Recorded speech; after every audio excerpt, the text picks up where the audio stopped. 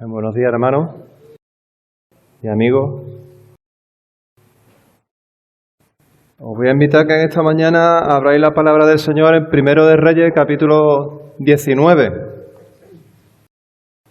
Esta es una historia de la palabra del Señor que es tremenda, es bonita, intensa, porque nos habla acerca de sentimientos intensos de un hombre de Dios y también es de aplicación a nosotros. Hoy vamos a viajar hasta la época del profeta Elías y nos vamos a meter en la mente del profeta, porque el Señor nos revela cuáles fueron sus sentimientos, sus temores, sus necesidades, y también vamos a ver la manera en la que Dios acude al encuentro del profeta, cómo suple sus necesidades y sobre todo de qué manera eso que hace el Señor con Elías también es para nosotros, porque ese es el propósito por el cual el Señor nos lo revela en Primero de Reyes 19, porque hay una cosa que es verdad y es que la palabra de Dios es un libro antiguo, sí, pero no es anticuado. Todas las enseñanzas que el Señor nos muestra en la Biblia, desde el Génesis hasta el Apocalipsis, pasando por los libros históricos, los profetas, los salmos, donde tú quieras mirar. Aunque hace mucho tiempo que el Señor inspiró esas palabras para que fueran escritas, siguen siendo de plena aplicación para nosotros hoy en día. Y esto no es una excepción. Vamos a leer todos juntos. Os voy a invitar a que abráis la palabra del Señor por Primero de Reyes 19 y vamos a leer los primeros 18 versículos. Dice la palabra del Señor: Acab dio a Jezabel la nueva de todo lo que Elías había hecho y de cómo había matado a espada a todos los profetas. Entonces envió Jezabel a Elías un mensajero diciendo: Así me hagan los dioses y aún me añadan, si mañana a estas horas yo no he puesto tu persona como la de uno de ellos. Viendo pues el peligro, se levantó y se fue para salvar su vida, y vino a Beerseba, que está en Judá, y dejó allí a su criado. Y él se fue por el desierto un día de camino, y vino y se sentó debajo de un enebro, y deseando morirse dijo: Basta ya, oh Jehová, quítame la vida, pues no soy yo mejor que mis padres. Y echándose debajo del enebro, se quedó dormido. Y he aquí luego un ángel le tocó y le dijo: Levántate, come. Entonces él miró y he aquí a su cabecera una torta cocida sobre las ascuas y una vasija de agua, y comió y bebió y volvió a dormirse. Y volviendo el ángel de Jehová la segunda vez, lo tocó diciendo: Levántate y come, porque largo camino te resta. Se levantó pues y comió y bebió, y fortalecido con aquella comida, caminó 40 días y 40 noches hasta Horeb, el monte de Dios. Y allí se metió en una cueva donde pasó la noche. Y vino a él palabra de Jehová, el cual le dijo: ¿Qué haces aquí, Elías? Él respondió: He sentido un vivo celo por Jehová Dios de los ejércitos, porque los hijos de Israel han dejado tu pacto, han derribado tus altares y han matado a espada a tus profetas, y solo yo he quedado y me buscan para quitarme la vida.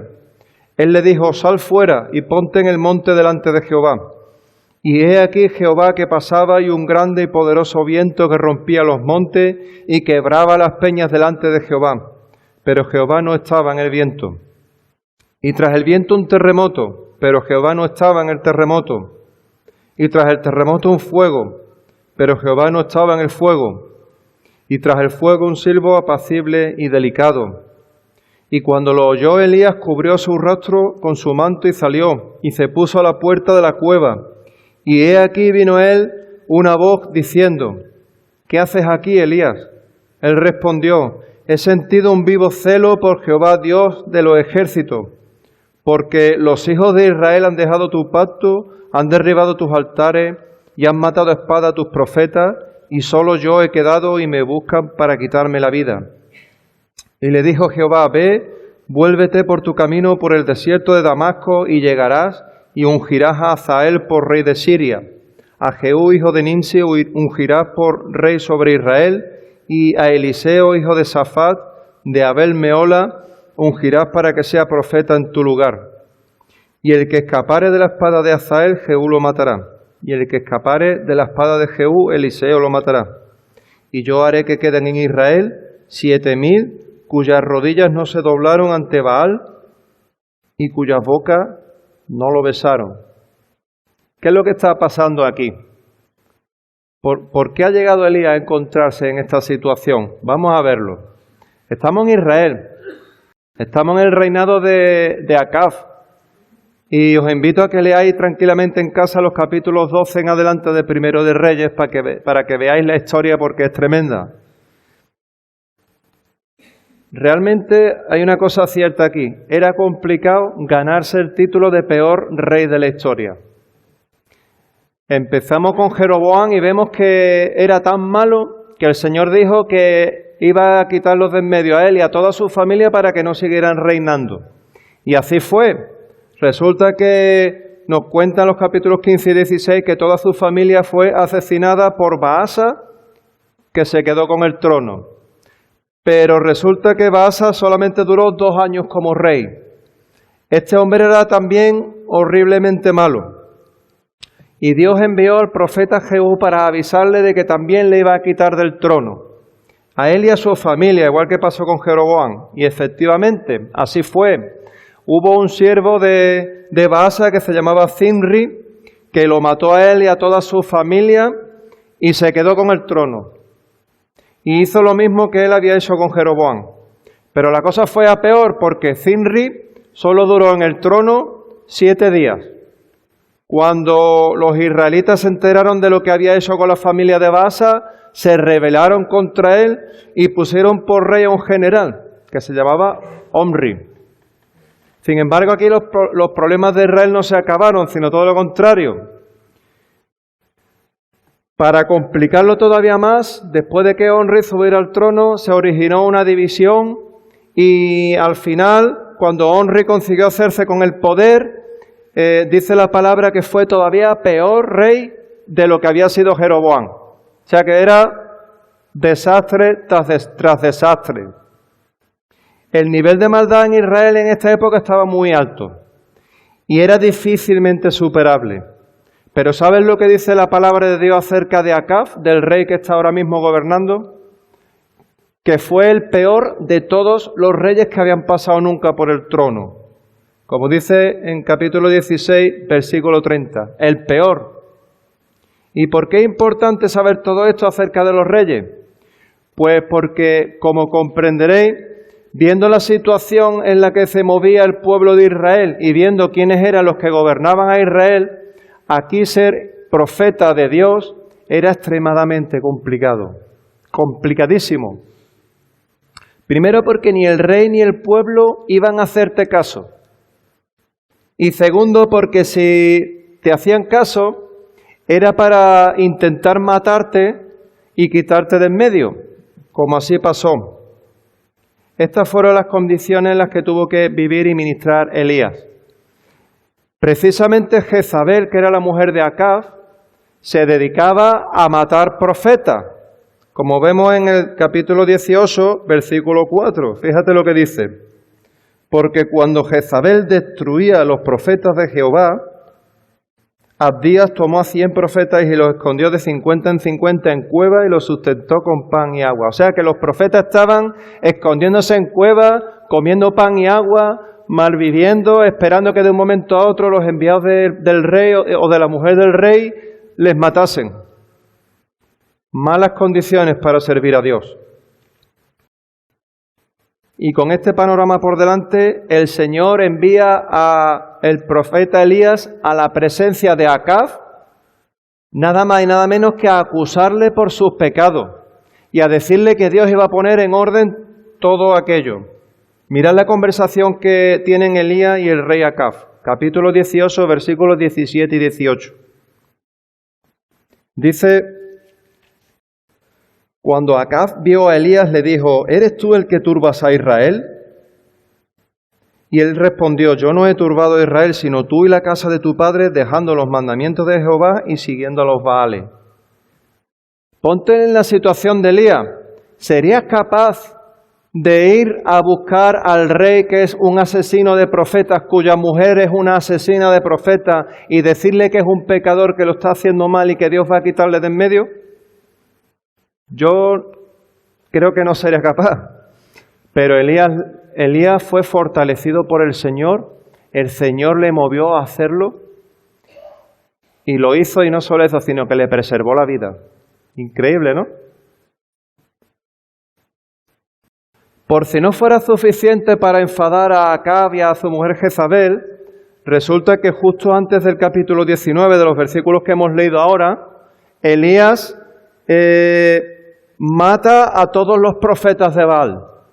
Solo podéis leer los versículos 20 al 40 del capítulo 18. Los mata a todos. Y eso provoca algo que era previsible.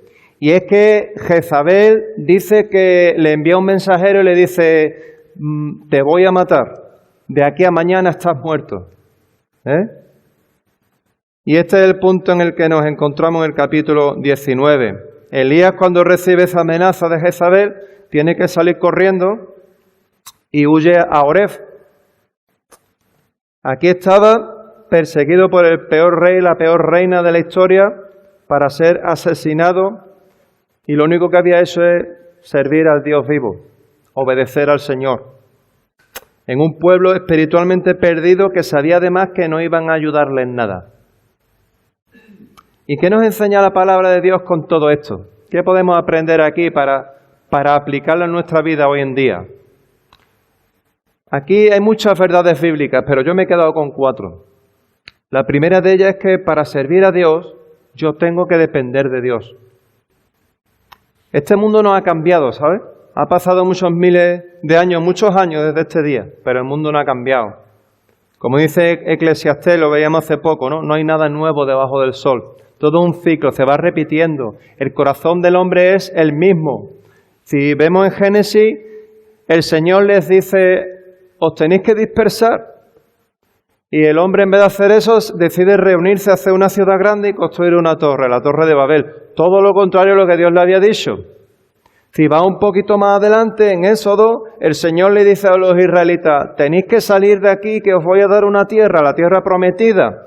Y cuando estaban por en medio del camino, los israelitas se arrepienten y quieren volverse a Egipto. Ahora el Señor le dice: adoradme a mí, y se dedican a adorar a Baal y a los dioses de otros pueblos.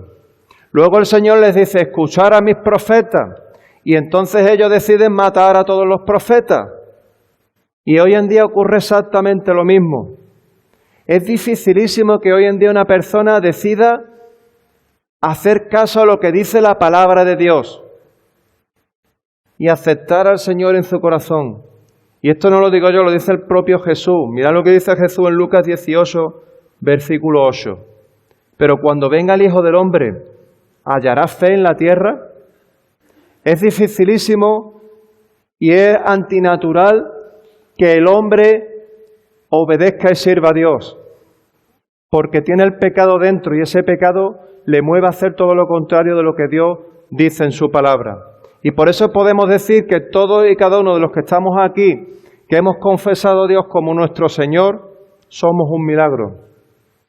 Somos un milagro, porque no es fácil en servir a Dios, y al ser humano tampoco nos sale de manera natural. Nuestra tendencia es todo lo contraria. Pero nuestra misión como creyente es la misma que tuvo en su día el profeta Elías: servir a Dios y predicar el mensaje de Dios tal como es. Le molesta a quien le moleste. Eso es lo que hizo el profeta Elías. Predicó el mensaje de Dios sin adorno y sin disimular la parte incómoda.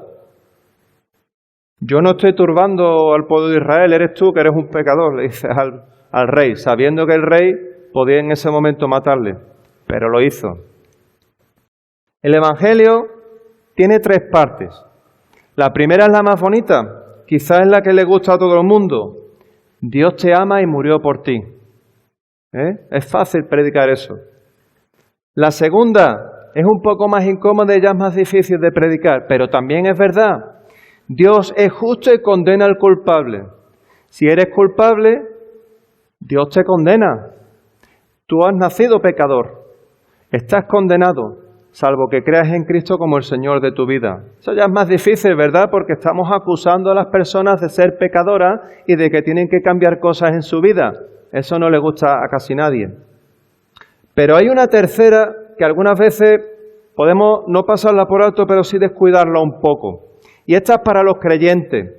Y es que nosotros, como siervos de Dios, vamos a tener dificultades cuando queramos servir a Dios y predicar su mensaje. Porque hemos sido enviados a predicar el mensaje que el mundo tiende a rechazar. Es nadar a contracorriente. Y eso también forma parte del Evangelio. Cuando el Hijo del Hombre venga, ¿hallará fe en la tierra? Y en este punto debemos tener clara una cosa, que es que los cristianos no somos mejores que nadie. No somos más fuertes, no somos más listos, no somos más nada que nadie. Dios no nos ha elegido por ser mejores. Dios nos ha elegido por misericordia. Y en medio de esa misericordia, en nuestro día a día como cristianos, dependemos de Dios. Tú y yo dependemos de Dios para hacer su obra. Pero esto también es verdad, y es que con Dios a nuestro lado, la victoria es nuestra. No te tienen que sorprender ni desanimar las dificultades, porque es algo normal. Dios ya lo tiene previsto. Dios ya sabía que esto iba a ocurrir. Y Él, como lo tenía previsto, nos da el valor, nos da la fuerza y nos da la sabiduría necesaria para hacer el trabajo que Él nos ha encomendado. Mira lo que dice 1 de Pedro 4, versículos 12 y 13. Amados, no os sorprendáis del fuego de prueba que os ha sobrevenido, como si alguna cosa extraña os aconteciese, sino gozaos por cuanto sois participantes de los padecimientos de Cristo, para que también en la revelación de su gloria os gocéis con gran alegría.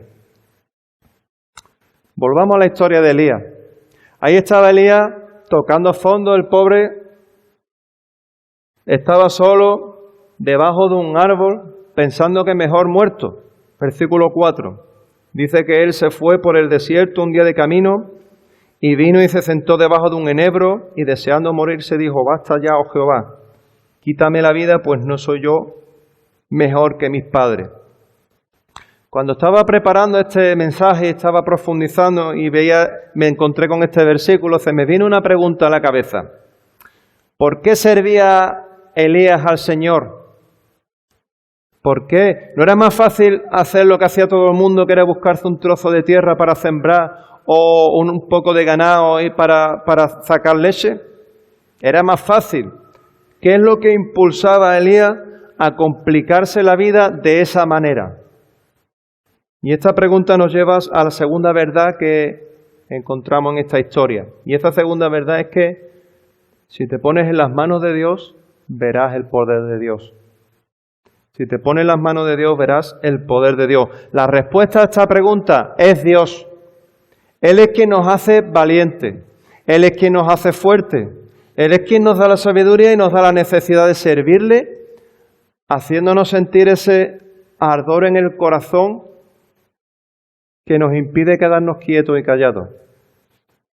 No podemos quedarnos quietos y callados. Aquí está la clave. Y es que la pregunta que nos hacíamos hace un momento tiene sentido si pensamos desde un punto de vista humano. ¿Para qué voy a complicarme la vida? Pero si metemos a Dios en la ecuación, si introducimos al Señor en ese pensamiento, se derrumba y no tiene sentido. Las dudas desaparecen. Elías tenía a Dios en su corazón. Fíjate que le dolía la ofensa que pudieran hacer a Dios como si le estuvieran ofendiendo a él mismo. Mira lo que dice el versículo 10 del capítulo 19. Él respondió, he sentido un vivo celo por Jehová Dios de los ejércitos, porque los hijos de Israel han dejado tu pacto, han derribado tus altares y han matado a espada a tus profetas, y solo yo he quedado y me buscan para quitarme la vida. ¿Qué es lo que le dolía a Elías? Que Israel había abandonado el pacto de Dios. ¿Por qué le dolía a Elías que le buscasen para matarle? Porque le buscaban para matarle debido a que él era un siervo de Dios. La ofensa que pudieran hacer a Dios le dolía más que si le ofendieran a él mismo. Sin embargo, sencillamente imposible para él quedarse quieto y callado. No podía buscar una vida fácil, no podía, porque le hervía la sangre. Dice, el celo por Dios le consumía y no podía dejar de servir. Y hasta 2 veces lo repite para que veáis lo importante que era para él. Fíjate que el versículo 10 y el versículo 14 son prácticamente idénticos. Él tenía esta idea rondándole la cabeza. Siento celo por Dios, me arde el corazón por Dios, me ofende como si me lo hicieran a mí mismo todo lo que le hagan a Dios. No puedo quedarme callado, tengo que servir a Dios. Cuando vemos a Elías consumiéndose de celo por Dios, ¿sabes qué está pasando aquí? Estamos viendo de primera mano el efecto que estaba produciendo la mano de Dios en el corazón de Elías. Y eso es lo que le impulsó a presentarse delante de un asesino de profetas, a decirle que era un pecador y que Dios iba a poner en orden todo aquello. Sin la mano de Dios impulsándole a hacer eso, llenando su alma de celo por Dios, él no se hubiera complicado la vida. Hermanos, los cristianos no podemos dejar de servir. Los cristianos somos siervos, forma parte de nuestra naturaleza. Fíjate en la diferencia, no es que nuestro trabajo sea el de servir, es que somos siervos. Dios nos ha convertido en siervos, forma parte de nuestra esencia. Igual que no podemos dejar de respirar, tampoco podemos dejar de ser siervos, porque Dios hace que nuestro corazón arda de celo por Él y nos impulsa a servir. Porque Él nos ha hecho nuevas criaturas por su Santo Espíritu. Y gracias a lo que hemos visto ahí, y lo hemos recordado ahí, gracias a la muerte de Cristo en la cruz, que limpió nuestros pecados y nos hizo nuevas criaturas. Es nuestra esencia. El hombre que no ha sido tocado por Cristo, su esencia es la de hacer todo lo contrario a la voluntad de Dios. Pero cuando Cristo te toca y te transforma, te convierte en un siervo por naturaleza. No es una obligación para nosotros servir, es una necesidad y es un privilegio. Fíjate en esto, es algo antinatural que el cristiano no sirva con los dones que Dios le ha dado. Si esto te está pasando a ti ahora mismo, que no tienes la necesidad de servir o que no sabes en qué servir, es porque hay algo que está mal en tu vida. Es como cuando tenemos un virus en el cuerpo. Cuando tú tienes un virus, tienes fiebre, tienes tos, te duele el cuerpo, no tienes ganas de nada y te tumbas en la cama.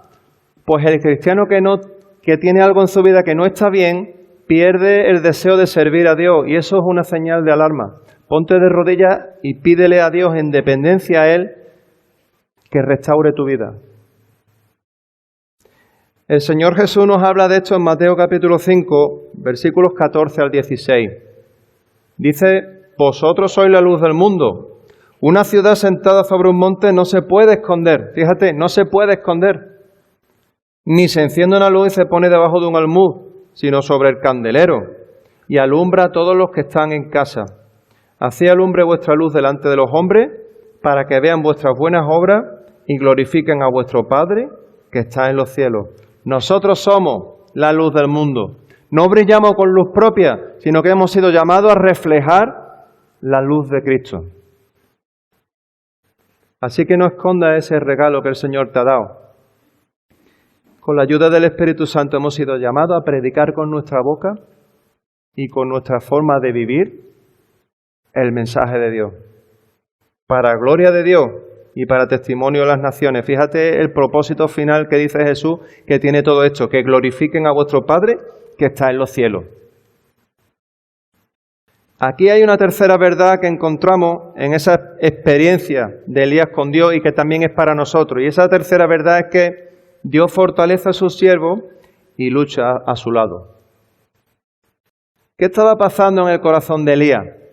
Básicamente estaba experimentando la mezcla de 3 sentimientos que eran muy intensos y que le estaban descontrolando. Y esos sentimientos eran, en primer lugar, la frustración y la indignación, porque veía que Israel le había dado la espalda a Dios.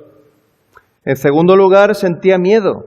lógicamente, porque una asesina de profeta había dicho que de aquí a mañana le iba a matar. Y en tercer lugar, sentí una terrible sensación de soledad. Fíjate lo que dice en el versículo 10 y que vuelve a repetir en el versículo 14.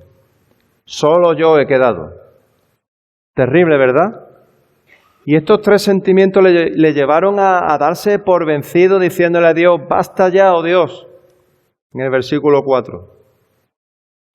Que le matase. No lo podía soportar. La cosa no pintaba bien. Ahora, ¿qué es lo que ocurrió entonces? Que el Señor empezó a obrar en la vida de Elías. El Señor no lo había dejado solo en ningún momento. Era una sensación engañosa. Solo yo he quedado, dice. Era mentira. Y Dios se lo iba a mostrar. Fijaos cuál fue el trabajo de Dios sobre Elías en aquel momento. Versículo 5. Dice que echándose debajo del enebro, se quedó dormido, y he aquí luego un ángel le tocó y le dijo, levántate, come. Entonces miró y aquí a su cabecera una torta cocida sobre las ascuas y una vasija de agua, y comió y bebió y volvió a dormirse. Y volviendo el ángel de Jehová, la segunda vez lo tocó diciendo, levántate y come, porque largo camino te resta. Se levantó pues y comió y bebió, y fortalecido con aquella comida, caminó 40 días y 40 noches hasta Horeb, el monte de Dios. Y allí se metió en una cueva donde pasó la noche. ¿Qué acaba de hacer Dios aquí? Pues en primer lugar le da el sustento material. Dios le dio a Elías una sombra en la cual podía descansar en medio del desierto, le dio comida, le dio agua, le dio una dirección hacia dónde ir, pudo descansar, pudo comer, pudo dormir. Le dio un lugar donde refugiarse a salvo de los que querían matarle. Y en segundo lugar, ahora el Señor empieza a darle el sustento emocional y espiritual que le hacía falta. Porque él necesitaba abrir los ojos y el Señor le va a abrir los ojos en dos fases. Primero le hizo una pregunta que tenemos en el versículo 9. Y quiero que os fijéis bien en esta pregunta porque es importante también para nosotros. ¿Qué haces aquí, Elías? ¿Qué haces aquí? Cuando Elías muestra al Señor el motivo de su angustia, derrama su corazón delante de él, Dios le muestra su presencia y su poder. Mira lo que hace en el versículo 11. Él le dijo, sal fuera y ponte en el monte delante de Jehová. Y he aquí Jehová que pasaba y un grande y poderoso viento que rompía los montes, quebraba las peñas delante de Jehová. Pero Jehová no estaba en el viento. Y tras el viento un terremoto, pero Jehová no estaba en el terremoto. Y tras el terremoto un fuego, pero Jehová no estaba en el fuego. Y tras el fuego un silbo apacible y delicado. Y cuando lo oyó Elías, cubrió su rostro con su manto y salió y se puso a la puerta de la cueva. Mira este detalle. ¿Dónde estaba Dios? No estaba en el terremoto ni en el fuego, no. Él estaba en el silbo apacible y delicado. Y Elías lo identificó perfectamente cuando escuchó este silbo apacible y delicado. Relajante. Se cubrió porque sabía que la presencia de Dios estaba ahí con él. El Señor aquí le estaba mostrando que Él era un Dios poderoso, que lo tenía todo bajo control, pero al mismo tiempo que Él era un Dios lleno de amor que cuida y ama a sus siervos. Y cuando Elías ha visto la presencia y el poder de Dios de primera mano, le vuelve a hacer la misma pregunta en el versículo 14. ¿Qué haces aquí, Elías? ¿Qué haces aquí? Entonces el profeta le responde exactamente lo mismo. Y ahí es cuando el Señor empieza a darle instrucciones y a decirle todo lo que tenía que hacer para que viera que Él tenía un plan en su vida. ¿Os dais cuenta la manera de actuar de Dios con Elías? ¿Qué acababa de hacer el Señor con Elías? Le acababa de dar una lección. Él le mostró que no estaba solo, que a su lado estaba el Dios Todopoderoso. Le mostró que no estaba todo perdido, que Dios tenía un plan para su vida y para su pueblo. Le mostró que no había llegado su hora porque él formaba parte del plan de Dios y tenía cosas que hacer. Y además tenía que hacerlas ya. Levántate y haz esto, esto y esto. Y por último, que se pusiera manos a la obra inmediatamente porque su vida tenía un propósito. El Señor le hace a Elías la misma pregunta 2 veces para hacerle recapacitar. ¿Qué haces aquí, Elías? No era ese el lugar donde tenía que estar. Que se diera cuenta de que los sentimientos que le estaban machacando la cabeza eran equivocados y que la manera en la que esos sentimientos le habían llevado a actuar también estaba equivocado. Imagina ahora que el Señor te hace esta misma pregunta. Pon aquí tu nombre. ¿Qué haces aquí, Efraín? ¿Qué haces aquí? ¿Qué le responderías tú al Señor? ¿Serías capaz de darle una respuesta adecuada al Señor? El Señor, una vez que tú le dijeses lo que estás haciendo con tu vida y a dónde has llegado con tu vida, ¿el Señor te respondería bien hecho? Piénsalo detenidamente. Yo te animo a que luego cuando vayas a tu casa tranquilamente examines tu corazón, tus pensamientos. ¿Qué es lo que estás haciendo? ¿A dónde te han llevado a dónde te ha llevado a actuar esos pensamientos que tienes en tu mente? ¿Qué hacemos aquí? ¿Qué pensamos acerca de cómo es nuestra vida? ¿Qué pensamos acerca de cómo es Dios? ¿Qué pensamos acerca de cómo es nuestra relación con Dios y con todo lo que nos rodea? ¿Es esa manera de pensar y esa manera de actuar a la que nos ha llevado esa manera de pensar acorde con lo que Dios enseña en su palabra? Eso es lo que Dios estaba mostrándole a Elías y es lo que en esta mañana nos está mostrando a todos y a cada uno de nosotros. ¿Te has sentido alguna vez como Elías? Quizá no de una manera tan intensa, pero yo puedo identificarme con lo que Elías ha sentido en algunas cosas. Pero Dios nos dice que no estamos solos, porque Él lucha a nuestro lado. Dios nos dice que no todo está perdido porque tiene un plan para el lugar donde estamos y para nosotros. Dios nos dice que no podemos permitirnos el lujo de quedarnos quietos, porque somos siervos. Y Dios cuenta con nosotros para llevar a cabo sus planes. Nuestra vida tiene un propósito. Mira cómo la realidad que Elías tenía en la cabeza era totalmente opuesta a la verdad. Fíjate y analiza los versículos 15 al 18. Le dijo Jehová: ve, vuélvete por tu camino, por el desierto de Damasco, y llegarás y ungirás a Hazael por rey de Siria. A Jehú, hijo de Nimsi, ungirás por rey sobre Israel. Y a Eliseo, hijo de Safat, de Abel Meola, ungirás para que sea profeta en tu lugar. Y el que escapare de la espada de Hazael, Jehú lo matará. Y el que escapare de la espada de Jehú, Eliseo lo matará. Y yo haré que queden en Israel 7,000, cuyas rodillas no se doblaron ante Baal y cuyas bocas no lo besaron. Elías pensaba que tenía que huir. Me quieren matar, me voy corriendo. Sin embargo, Dios le dice que tenía que volver. Creía que no había nada que hacer. Basta ya, mátame, Señor. Sin embargo, Dios ya tenía preparado de antemano, antes de que le dijera a Elías todo eso, ya tenía Dios preparado de antemano un rey para destronar al malvado Acab. Y ese rey era Hazael.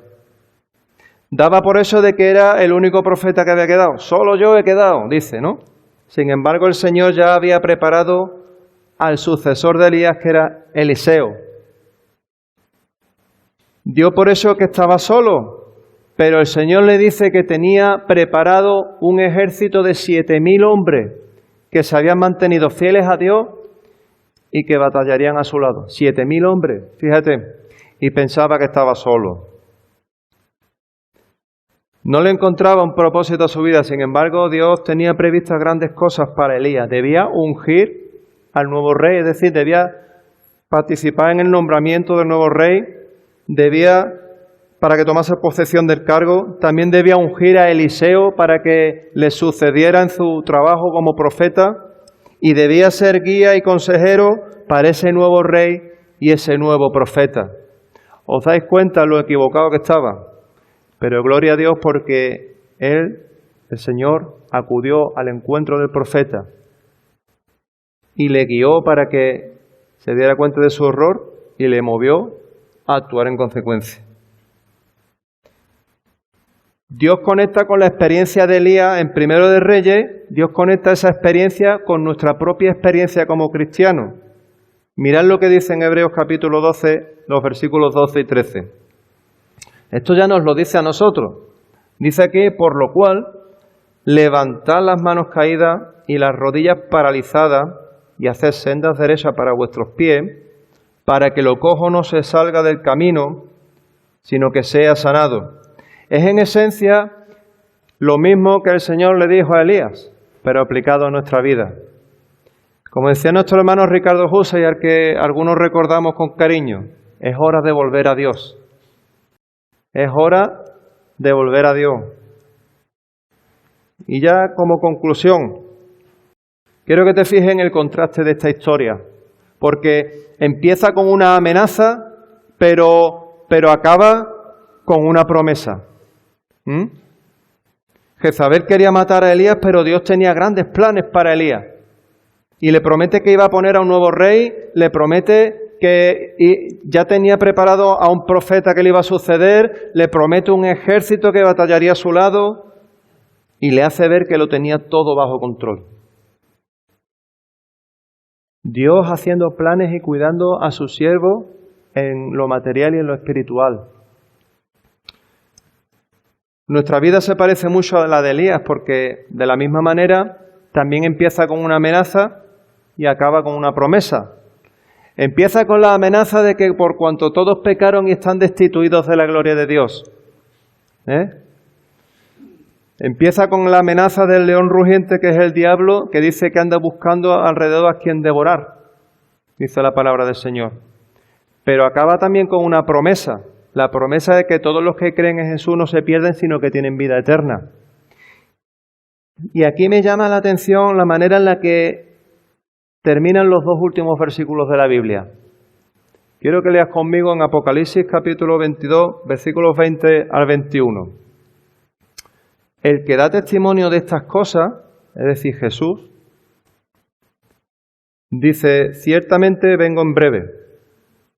Amén. Sí, ven, Señor Jesús.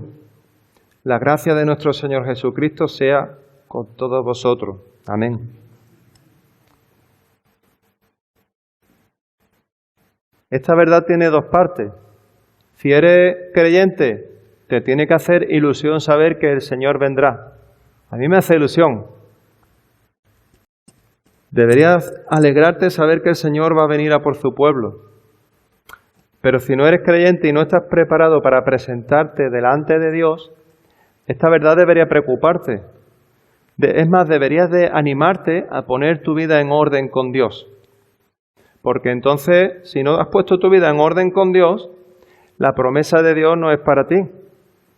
Debes aceptar al Señor como tu Salvador para perdón de pecados. La Biblia hace con nosotros lo mismo que en su día hizo Elías con Acab, acusarnos de nuestros pecados. Es desagradable, pero es necesario porque nos va la vida en ello. Y mientras Él no viene, también tenemos algo que es maravilloso. Y dice la palabra que mientras Él no viene tenemos al Señor haciendo planes y cuidando a su siervo. Dice Jesús, he aquí yo estoy con vosotros todos los días hasta el fin del mundo. Mateo 28. Hay otra cosa que también dijo Jesús, os enviaré al Consolador, al Espíritu Santo. Otra cosa que dice Jesús en Juan 14, no os dejaré huérfanos. Todo esto son promesas de parte de Dios para nosotros que debemos recordar mientras le servimos en este mundo tan complicado.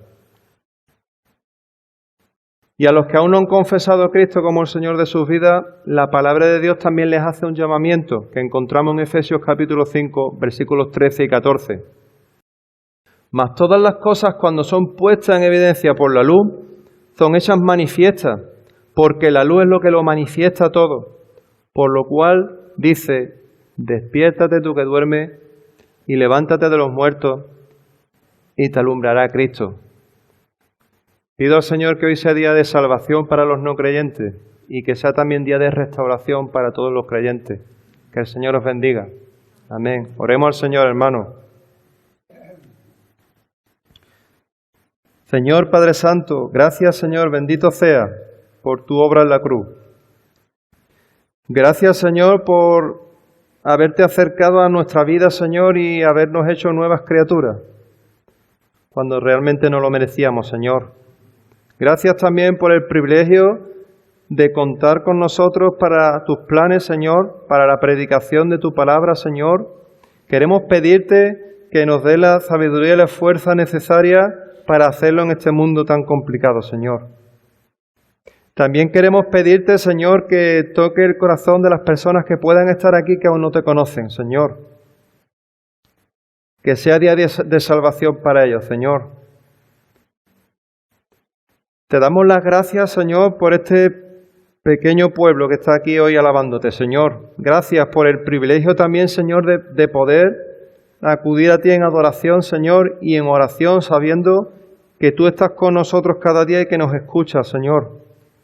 Te dignas a mirar hacia abajo y escuchar nuestras peticiones, nuestros ruegos, nuestros motivos de darte las gracias, Señor, y sabemos también que te gozas con nosotros, en compañía de tu pueblo, Señor.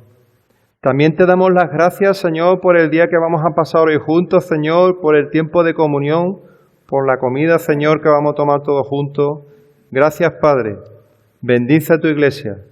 Bendícenos, Señor. Llena este lugar de adoradores, Señor, que prediquen tu palabra allá donde vayan, Señor. Que muchas de las personas que están ahora ahí fuera sin pensar en ti, Señor, las podamos ver hoy aquí, algún día aquí, adorándote con nosotros, Señor, con una fe verdadera. Gracias, Señor, por todo lo que tú nos das, Padre, en el nombre de Cristo Jesús. Amén.